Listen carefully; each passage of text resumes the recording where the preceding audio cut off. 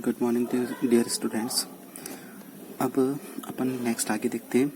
जो last derivation किया था अपन ने, अक्षीय रेखा पर विद्युत द्विध्रुव के कारण विद्युत क्षेत्र की तीव्रता। अब उसके अंदर अपन ने E बराबर 2kpr upon r square minus a square की होल पावर 2 ये अपन ने प्राप्त किया था। ये बेटा इसका एक्यूरेट एक्सप्रेशन नहीं माना जाता, क्योंकि द्विध्रुव के अंदर अपन क्या मानते हैं कि जो उनके बीच की दूरी होती है वो बहुत ही अल्पतम होती है, यानी बहुत ही कम होती है। और वो दूरी क्या मानी थी 2a। तो यहाँ देखो r दूरी है वो उनके मध्य बिंदु से दूरी है। अगर अपन डायग्राम देखें तो डायग्राम में देखो ये r दूरी यहाँ इस बिंदु से इस बिंदु के बीच की दूरी है, जो कि बहुत ज्यादा है, और जबकि 2a दूरी वो बहुत ही कम है। तो इस कारण से ये जो एक्सप्रेशन है इसमें अपन r को बहुत बहुत बहुत बड़ा कह सकते हैं। किससे? a से। यानी कि r बहुत ज्यादा बड़ा है a से, तो r की पावर 2 है, उसमें से भी a स्क्वायर जो कि बहुत छोटा है उसको माइनस करें तो उसमें कोई फर्क नहीं पड़ेगा। यानी कि r square minus a square लगभग कितना आएगा? r स्क्वायर के बराबर आएगा। ये अपन को इसमें पुट करना है। तो पुट करेंगे तो r square minus a square की जगह क्या रखेंगे? r square. तो मैंने समीकरण 3 से ये r स्क्वायर रख दिया। ये देखो 3 और ये एक ही है दोनों, तो r स्क्वायर रख दिया। अब इसके ऊपर पावर कितनी है? 2, तो उसके ऊपर पावर 2, r की पावर 2 और इसकी पावर 2 कितनी हो गई? 4।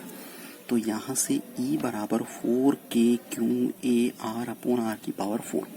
ऊपर वाला r एक कटेगा तो r की पावर 3, तो E बराबर 4kqa बटा r क्यूब। इतना अपन को प्राप्त हुआ। अब चूंकि 4 के टुकड़े करेंगे, 2 गुणा 2, 1 2 किसके साथ में लेके आएंगे? 1 के साथ में, तो कितना आ गया? Q into 2a। और बेटा Q इंटू 2a क्या होता है? P होता है। तो यहाँ पर अपन E बराबर अपन रखेंगे 2kq into 2a upon are cube. तो कितना मिला अपन को? E बराबर 2kp अपॉन आर क्यूब। ये अपन को ध्यान रखना है। फाइनल एक्सप्रेशन यही माना जाता है। एग्जाम में आप जब तक यहाँ तक नहीं निकालते तब तक आपका राइट नहीं माना जाएगा। ध्यान रखना, ये डेरिवेशन यहीं तक कंप्लीट करना है। अगर इस पहले चैप्टर में कोई बड़ा डेरिवेशन आएगा या क्वेश्चन आएगा तो वो 2 ही बन सकते हैं। एक तो विद्युत द्विध्रुव के कारण अक्ष रेखा पर विद्युत क्षेत्र की तीव्रता, और दूसरा है निरक्ष रेखा पर विद्युत क्षेत्र की तीव्रता। अब अगर ग्राफ बनाना चाहिए, देखो k कांस्टेंट है, p भी कांस्टेंट है। p में क्या है? q इंटू 2a, q आवेश नियत है और 2a इनके बीच की दूरी भी नियत है, तो यानी ऊपर वाला एक्सप्रेशन नियत है। तो E समानुपाती 1/r क्यूब। अब अपन जानते हैं व्युत्क्रमानुपाती के लिए ग्राफ एक ही होता है, वो है इस तरह की रेखा। ठीक है, ये तो हुआ अक्ष रेखा पर।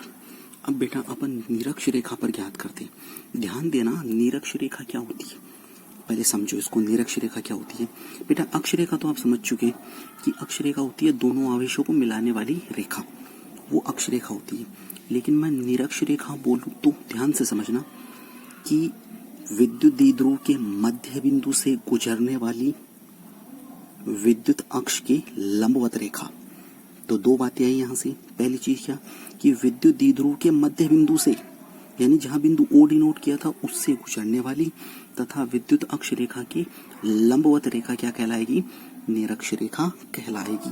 पहले समझ लो कि मैं क्या बोलना चाह रहा हूं। बेटा देखो, प्लस क्यू माइनस क्यू दोनों के बीच में दूरी क्या है? 2a। अब ये इनका मध्य बिंदु है।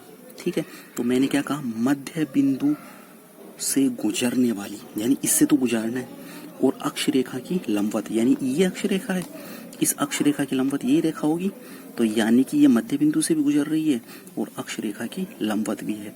तो ये रेखा कौन सी कहलाएगी? ये रेखा कहलाएगी निरक्ष रेखा। ठीक है, तो ध्यान देना, अक्ष और निरक्ष रेखा की परिभाषा इंपॉर्टेंट है, याद रखना। ये तो अक्ष रेखा है दोनों आवेशों को मिलाने वाली, और ये जो मध्य बिंदु से गुजरती है तथा अक्ष रेखा की लंबवत रेखा क्या कहलाएगी? निरक्ष रेखा। अब अपना मुख्य जो टॉपिक है, ये लास्ट टॉपिक है इस चैप्टर का, कि विद्युत द्विध्रुव के कारण जो निरक्ष रेखा उस पर विद्युत क्षेत्र की तीव्रता कितनी होती है। पहले तो परिभाषा इसमें देखो रिवाइंड करवा देता हूँ। विद्युत द्विध्रुव के मध्य बिंदु से गुजरने वाली अक्ष के लंबवत रेखा निरक्ष रेखा कहलाती है। ठीक है, अब इसके डेरिवेशन पर आते हैं। माना चित्र अनुसार Q आवेश तथा 2a दूरी का एक विद्युत द्विध्रुव निर्वात में स्थित है इनके मध्य बिंदु O से पारित निरक्ष रेखा पर बिंदु P स्थित है जहां विद्युत क्षेत्र की तीव्रता ज्ञात करनी है। बिंदु P बिंदु O से R दूरी पर है। ये देखो, पहले थोड़ा सा इसका स्ट्रक्चर समझ लेते हैं कि ये प्लस Q और माइनस Q एक विद्युत ध्रुव है, दोनों के बीच की दूरी 2a है। अब इसके मध्य बिंदु से इसकी निरक्ष रेखा पर कोई बिंदु P है और इस O से P के बीच की दूरी कितनी है, स्मॉल r। ध्यान रखना, अपन ने अक्ष रेखा वाले में भी स्मॉल r मानी थी मध्य बिंदु से दूरी, और यहाँ भी मध्य बिंदु से उस बिंदु के बीच की दूरी स्मॉल r ही मानेंगे। तो यहाँ पर एक बिंदु है, उस पर अपन को विद्युत क्षेत्र ज्ञात करना है। तरीका वही कि पहले प्लस Q आवेश के कारण इस बिंदु पर विद्युत क्षेत्र की तीव्रता ज्ञात करेंगे, फिर माइनस Q आवेश के कारण इस बिंदु पर विद्युत क्षेत्र की तीव्रता ज्ञात करेंगे, और उसके बाद में दोनों का सदिश योगफल कर देंगे। ठीक है, तो ये काम अपन करेंगे नेक्स्ट लेक्चर में।